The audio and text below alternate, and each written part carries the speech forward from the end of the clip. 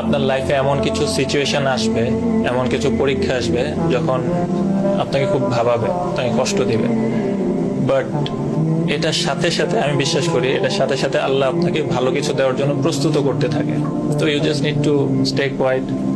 আপনি আপনার মতো কষ্ট করেন, আল্লাহর উপর বিশ্বাস রাখেন, এবং ওই খারাপ টাইমের সাথে ভালো কিছু জড়িত থাকে। তো যখন ভালো কিছুটা আসবে তখন ভালোই, অনেক ভালোই আসে। কি কি রাগ করলা? এই ভালোই চাইছিলাম।